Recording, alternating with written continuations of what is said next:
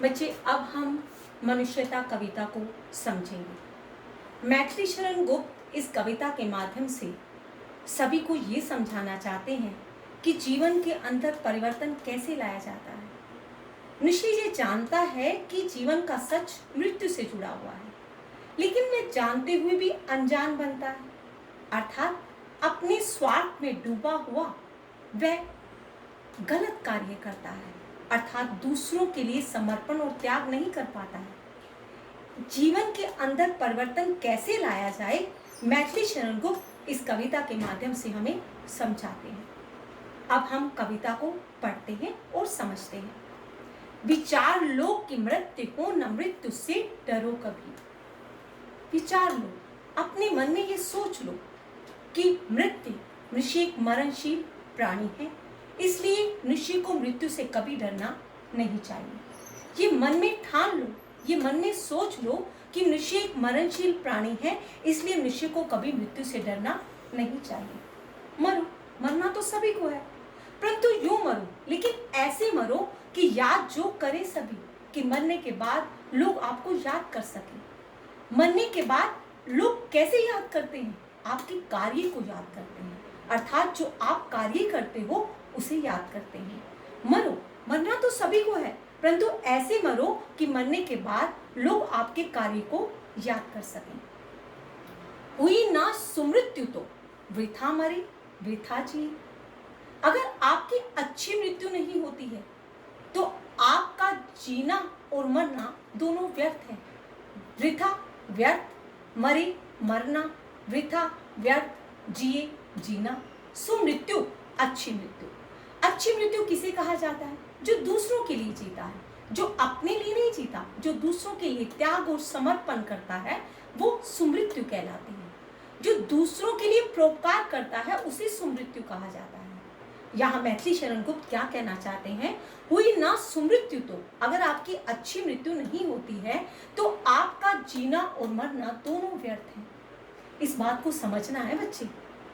अगर जीवन व्यर्थ चला गया तो आपका मनुष्य जीवन ऐसा व्यर्थ होगा कि ऐसा लगेगा कि हमारा जीवन में आना व्यर्थ हो गया।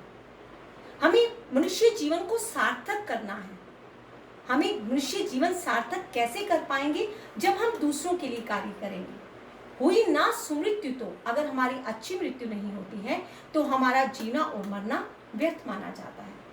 मरा नहीं वही जो जिया न आपके लिए, जो अपने लिए नहीं जीता है, जो जिया न आपके लिए अपने लिए, जो अपने लिए नहीं जीता है वो कभी मरता नहीं है, वह अमर हो जाता है। वह जिंदगी के अंदर, वह संसार के अंदर अमर हो जाता है। लोग उसे हमेशा याद करते हैं। ये कविता सुंदर है ना बच्चे, तो इसे ध्यान से समझना है।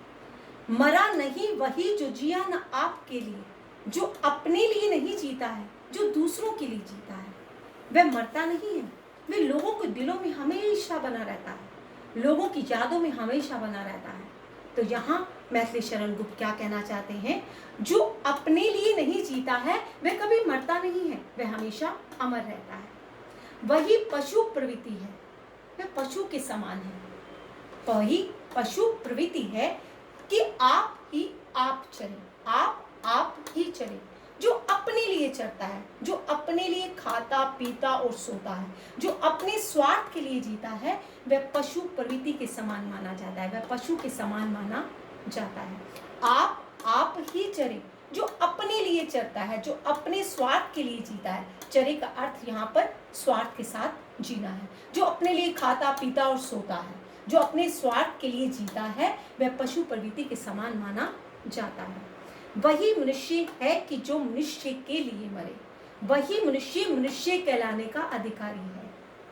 हमने ये बात समझी थी किसमें? सारांश में। जो अपनों के लिए जीता है वह मनुष्य कहलाता है, लेकिन महान मनुष्य कौन कहलाता है? वही मनुष्य है। असली मनुष्य वही है, सही मायनों में मनुष्य वही है जो मनुष्य के लिए मरे, जो दूसरों के लिए जीता और मरता है, वही मनुष्य कहलाने का अधिकारी होता है। जो दूसरों के लिए जीता और मरता है वह सही मायने में मनुष्य कहलाने का अधिकारी होता है। ये कविता बहुत सुंदर है बच्चे। इस कविता को समझकर हम अपने जीवन में परिवर्तन ला सकते हैं। एक बार फिर समझ लेते हैं। अपने मन में ये सोच लो कि मनुष्य मरणशील प्राणी है, इसलिए मनुष्य को मृत्यु से नहीं डरना चाहिए। मरो परंतु, मरना तो सभी को है, परंतु ऐसे मरो कि मरने के बाद आपको लोग याद कर सके, आपके कार्य को याद कर सके। अगर आपकी अच्छी मृत्यु नहीं होती, आपका जीना और मरना व्यर्थ माना जाता है। मरा नहीं वही जो जिया ना आपके लिए। जो अपने लिए नहीं जीता है वह मरता नहीं है, वह अमर हो जाता है। जो अपने लिए चलता है अर्थात अपने स्वार्थ के लिए जीता है, वह पशु प्रवृत्ति के समान माना जाता है। वही मनुष्य मनुष्य कहलाने का अधिकारी है जो दूसरों के लिए जीता और मरता है। जो दूसरों के लिए परोपकार करता है वह सही मायने में मनुष्य कहलाने का अधिकारी है। उसे ही मनुष्य कहने का अधिकार मिलना चाहिए।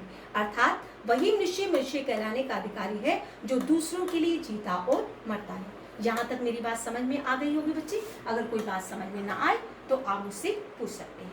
Thank you very much.